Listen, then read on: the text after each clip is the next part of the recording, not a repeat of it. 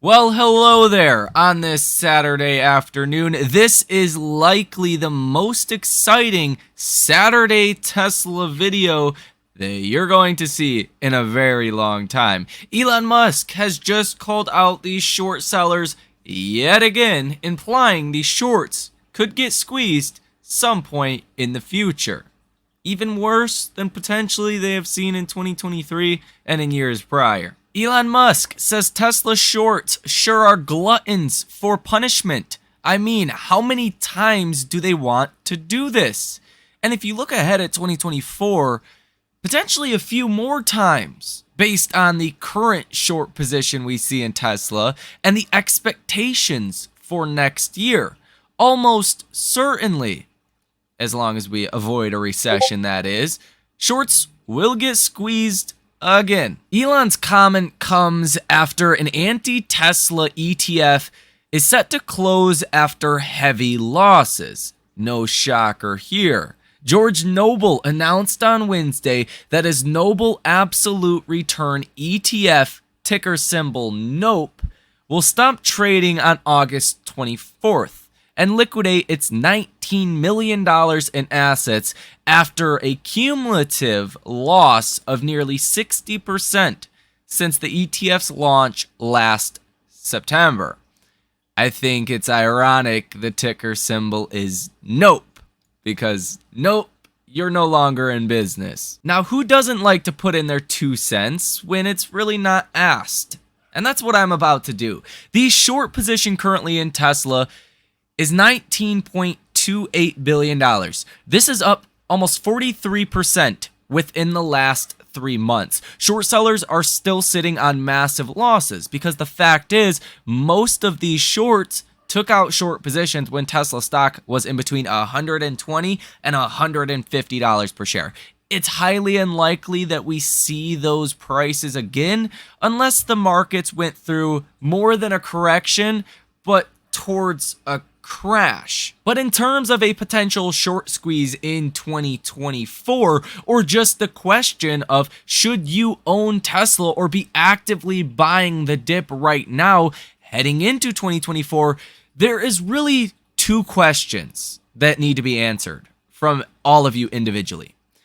Wall Street is expecting 27% vehicle delivery growth in 2024. Do you think that is too low, or do you think that is too high? Just for a little bit of clarity, this would be the worst growth Tesla will have seen in any year since the company has went public. It's never been 27%.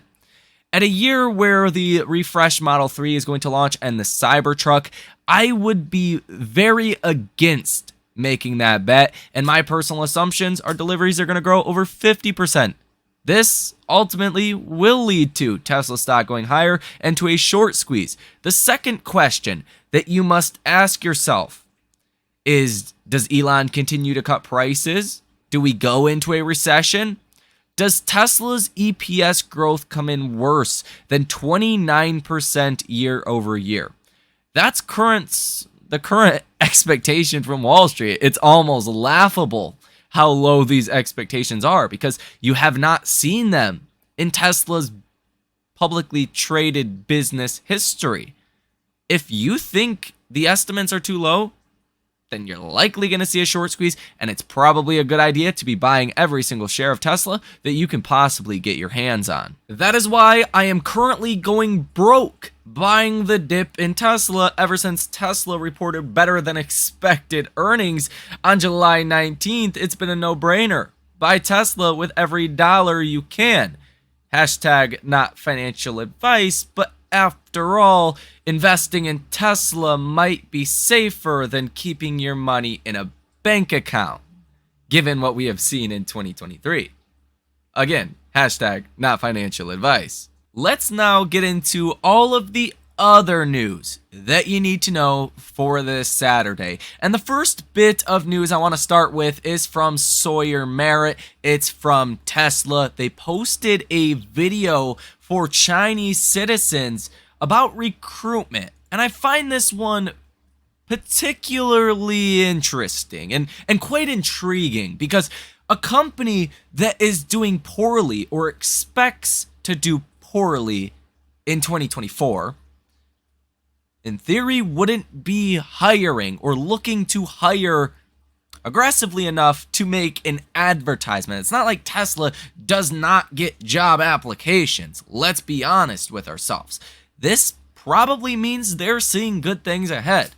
And especially even for the auto business, but for the solar and energy business, that looks like next quarter could also be very impressive. One of the biggest negative news stories that has been hitting your mainstream media for Tesla, and this has really been a huge negative. I've seen a lot of articles, I've seen the literal news on TV talking about this, but a Tesla driver plowed into a police car despite 150 warnings from autopilot. This was over a period of 34 minutes. Now, the way autopilot works is you have to keep some torque on the wheel or autopilot will disengage. Now, the driver of this vehicle was plastered drunk, smashed into a cop car, had 150 warnings from autopilot. This is why we need full self-driving. This highlights the problem. And I was actually trying to explain this to my mom, where she was saying, wouldn't computers, essentially computers, driving you around via full self-driving be a negative? Because wouldn't it just cause like a bunch of accidents? I said, Ma, if we had full self-driving in all cars everywhere and nobody was, I don't want to say allowed, but if a lot of people at the very least did not drive themselves and the car drove themselves, we would have far fewer auto deaths and certainly far fewer auto accidents. And I broke down these statistics where with full self-driving, there's typically one accident around every 3 million miles. For the average driver, there's a typical accident around every 500,000 miles. So FSD in theory is 600 times safer than your average drunk asshole out on the roads. And I'm going to say it how it is. If you don't like the language, then please, this might not be the video for you. Drunk asshole smashed into 4 cops and another car parked on the side of the highway. I mean, that wouldn't have happened without full self-driving. And I think we're making major improvements to actually getting full self-driving to a mainstream level. That is with your V12 version, which is going to be a level 4 version. But also what we have seen in California recently is the regulatory agencies are becoming a lot more akin to full self-driving and autonomous vehicles. So I'm going to go ahead and play this clip. It's 2 minutes 59 seconds. We probably won't listen to all of it. But the title says cities will start to follow San Francisco's lead with self-driving taxis. I explained this in the previous video. This is very big for Tesla. If you can get your autonomous robo-taxi vehicles that pave the way for approval into even just San Francisco or the multiple cities they operate in, right? Phoenix being another one, a couple other cities. Well, that's going to make it a lot easier for Tesla when it's Tesla's time to do so. So let's go ahead and listen to this clip, and I'll give you guys some commentary as needed. San Francisco state regulators just gave self-driving car companies, Waymo and Cruise, approval to launch paid 24/7 self-driving robo-taxi services. The two companies have already been testing the robo-taxis on San Francisco streets, but now they're going to be able to charge passengers eventually, putting them in direct competition with Uber and Lyft. The commission voted that Waymo, owned by Alphabet, can drive up to speeds of 65 miles an hour and can hit the road during inclement weather, while Cruise, which is owned by GM, is only allowed to drive at 35 miles an hour and will not be able to drive in bad weather. Joining us now to talk about this major development is famed futurist Michio Kaku. He is professor of theoretical physics at the City College of New York and the author of the New York Times bestselling book, Quantum Supremacy, and kind of a gentleman that has an idea of the future and sort of the ethics of things. Dr. Kaku, good to have you back on. Is this a good turn of events, or are self-driving cars benevolent? Well, I think what's happening in San Francisco is going to be repeated around the country.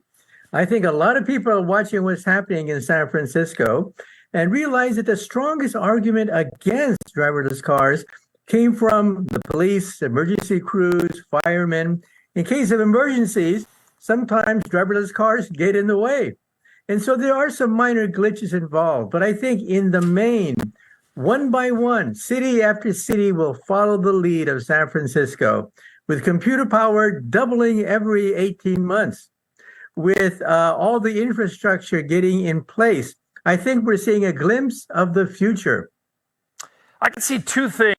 That is so exciting. If you're a Tesla stock investor, there's no better way to invest in robo-taxis or just full self-driving technology than Tesla. If this is coming, you want to be in Tesla. And this could be so much bigger than what a lot of people think, especially your bears. That's an obvious. But even bigger than you might think. The amount of profits this could bring in just a couple of years from now. Think back to 2020, right? That was 3 years ago.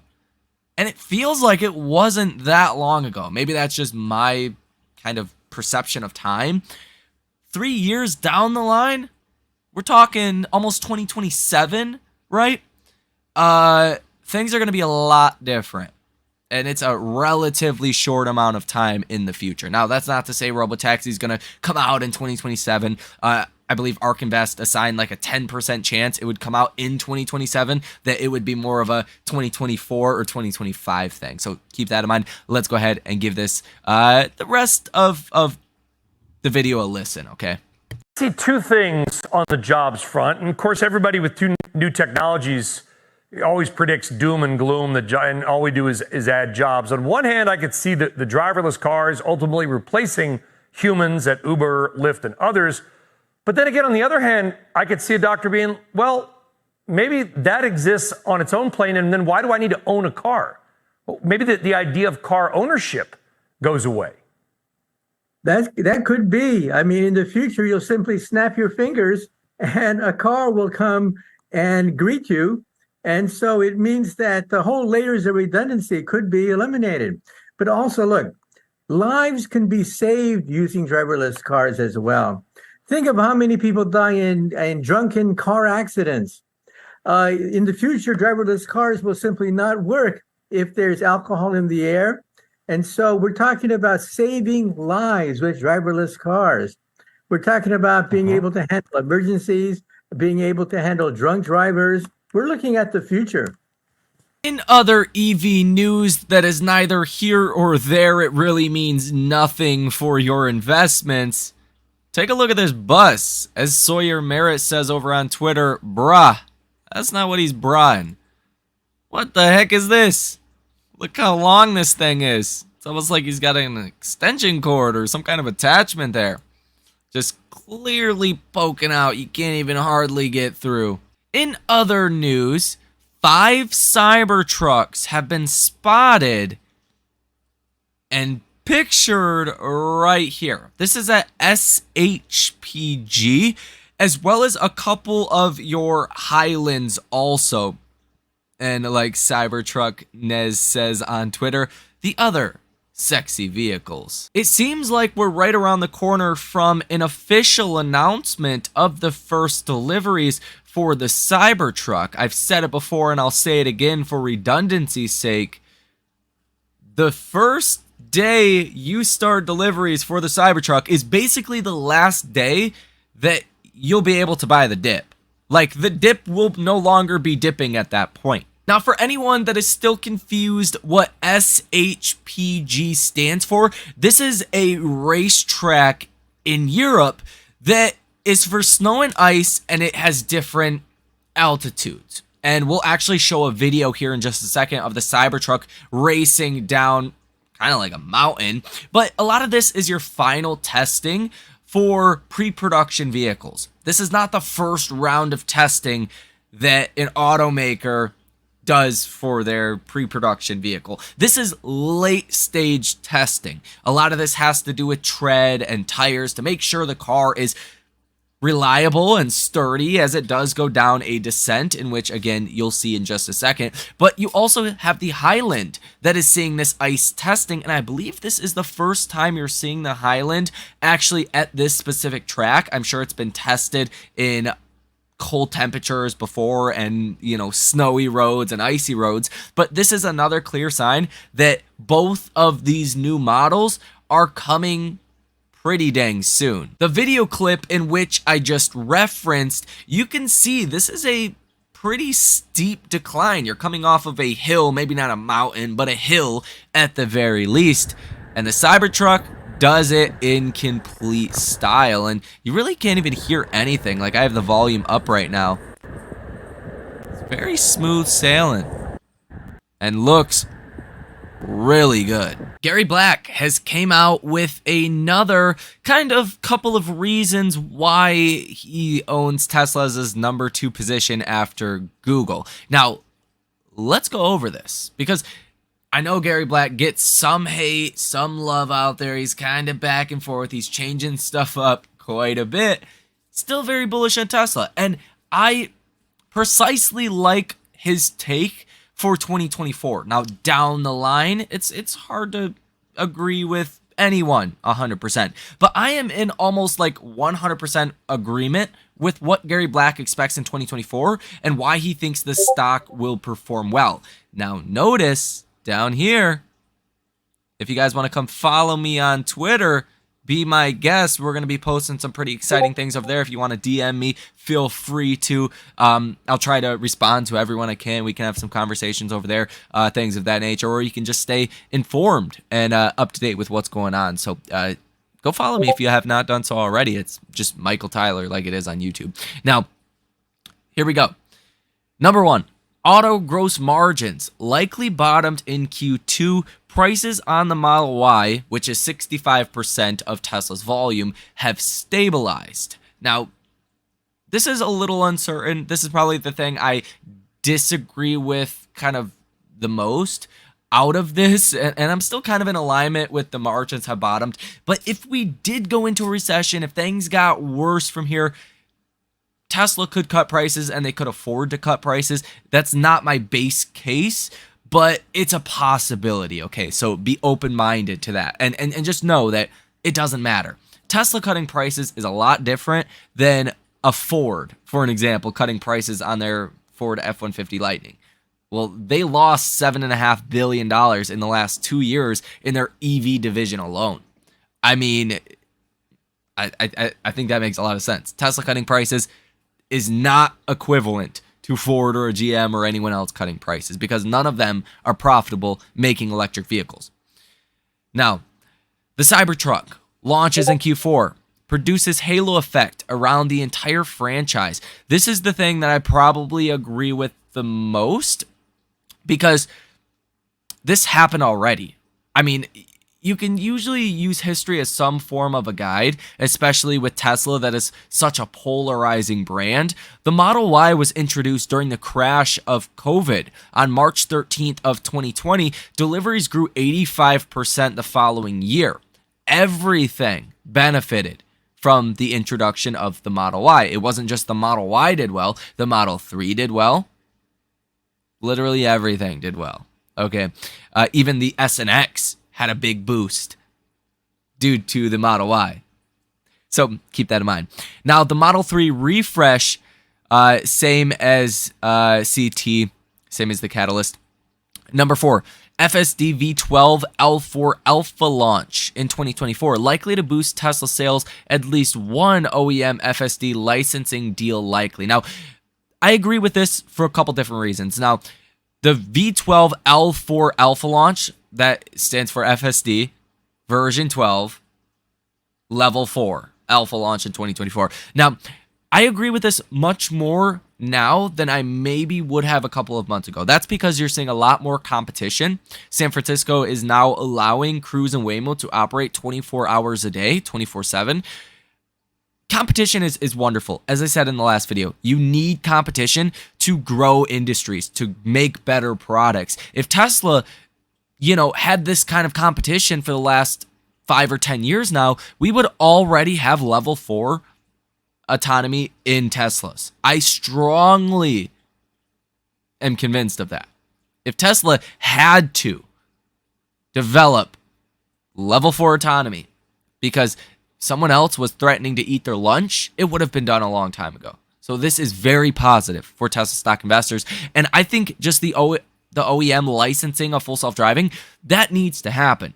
If you're a Ford especially, or even a Toyota or someone along those lines, or even a GM for that matter, it's going to be a lot cheaper and a lot faster for you as a business to bring something autonomous to market rather than creating your own. It makes a lot of sense to partner with Tesla once they do get that level 4 autonomy, especially given they lose so much money. A Ford or a GM is losing billions of dollars every year in EVs, making them and selling them.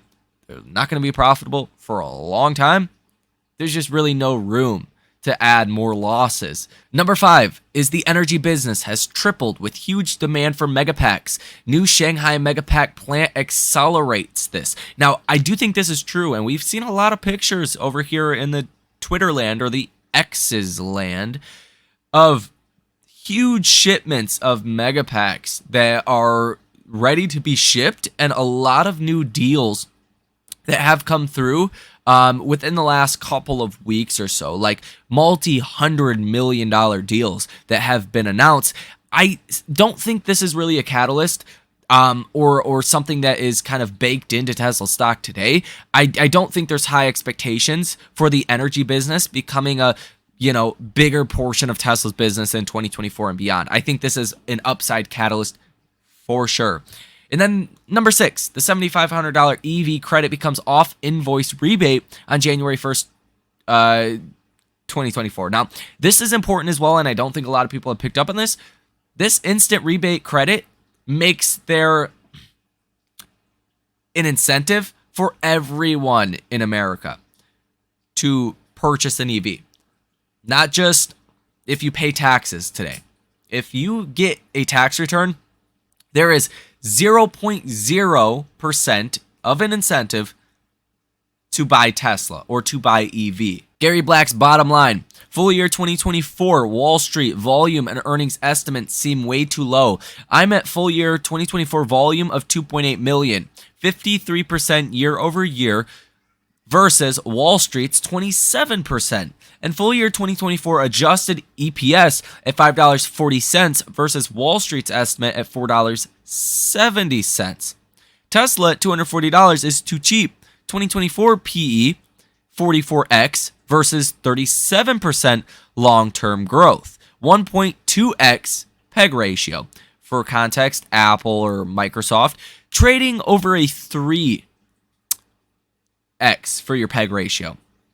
So Tesla would be much cheaper than other big tech names, and really unjustifiably so right now. I even think that Gary Black might be a little bit low on the EPS number. I personally think this could come in over $6 per share, on the higher end around $6.50. Some of your very bullish analysts for Tesla are expecting as high as $8 of EPS for next year. So I think $5.40 is quite conservative, and I think Wall Street's estimates of $4.70 are begging you essentially to buy Tesla stock today, because that is so wrong.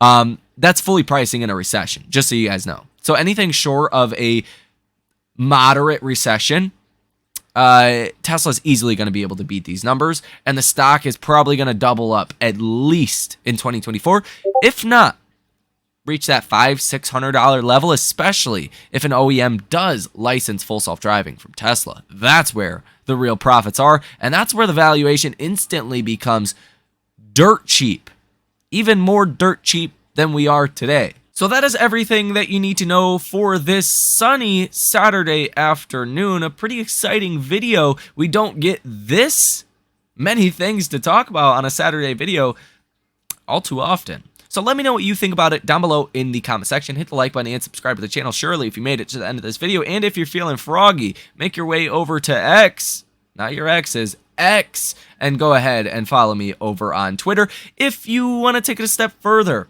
and come trade with me live in real time every time I make a trade, and come join the trading community. You can come ask me questions. We can get jiggy and freaky over there. Link down below in the description of this video. Thank you for watching. Enjoy the rest of your day, and I will see you in the next one.